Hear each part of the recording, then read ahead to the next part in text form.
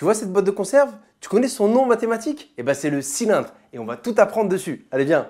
Le cylindre ou même le cylindre de révolution. Révolution, c'est quand tu fais un tour. Parce qu'en fait, on tourne tout autour d'un cercle et hop, ça crée ce solide. Un dessin à main levée que je trouve pas mal. J'incite toujours à prendre des objets de la vie de tous les jours pour comprendre un peu les solides ou les figures dont on parle. Donc oui, il y avait la boîte de conserve, mais un cylindre, c'est aussi et surtout une canette. Tu vois, une canette, c'est un cylindre de révolution. Donc en fait, il faut que tu comprennes qu'en haut et en bas, de ce qu'on appelle les bases, c'est quoi comme figure? Ce sont des cercles ou des disques, d'accord? Et tout autour, tu vois, si on dépliait, c'est quoi tout autour? C'est un rectangle. D'ailleurs, tu vois, imagine, tu as une boîte de conserve et tu mets une étiquette tout autour. C'est un rectangle, tu vois. Donc, tu ferais une étiquette qui soit un rectangle, si tu mettais ta marque, par exemple, et tu colles tout autour de la boîte de conserve. Donc, tu vois, tu y penses.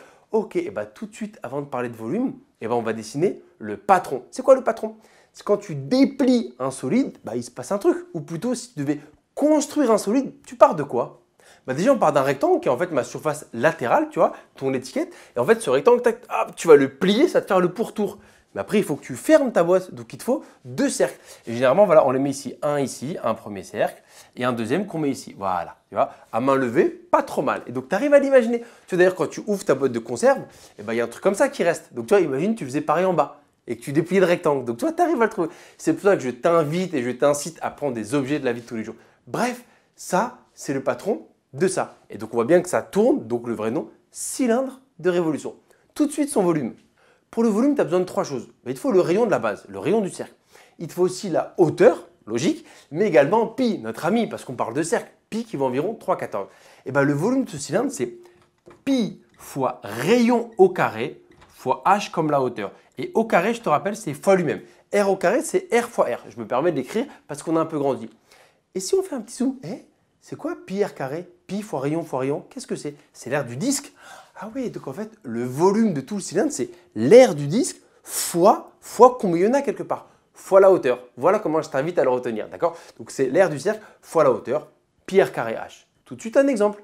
Calculez le volume d'un cylindre de hauteur 8 cm et dont le diamètre de la base vaut 10 cm. C'est parti, on va calculer le volume. Que vaut la formule? La formule, c'est pi fois r au carré fois h. Donc il me faut le rayon. Ah mince, j'ai pas le rayon. Je t'ai donné le diamètre. Bah oui, je t'ai mis une petite feinte. C'est toujours celle-ci qu'on met d'ailleurs. Quand en fait, tu as besoin le rayon dans une formule, on te donne le diamètre pour voir est-ce que tu es bien réveillé ou pas. Ici, le diamètre, c'est 10 cm. On ne se fait pas voir. Si D comme diamètre égale 10 cm, alors R, le rayon, il vaut quoi? La moitié, d'accord? C'est 5 cm. Parce que je te rappelle, un diamètre, c'est ça, par exemple. Ok? Donc deux fois moins. Voilà, on peut appliquer la formule. Donc c'est pi fois 5 au carré fois h la hauteur qui vaut 8. Même si pi on n'aime pas, tu vois, on peut le laisser tranquille et faire ce calcul-là en premier. Combien ça fait 5 au carré? 5 au carré, ça fait 25 parce que c'est 5 fois 5. Au carré, c'est fois lui-même. D'accord? Donc c'est pi fois 25 fois 8. Et encore une fois, même si pi nous gêne, on peut faire 25 fois 8. Tu prends ta calculatrice, combien ça fait 25 fois 8? On trouve que ça fait 200. Donc même le rêve, c'est que tu écrives comme ça, 200 fois pi. Pourquoi le rêve? Parce que ça, c'est la valeur exacte du volume. 200 fois pi ou pi fois 200. Oui, on peut intervertir 3 fois 2, c'est 2 fois 3. Donc ça, c'est classe.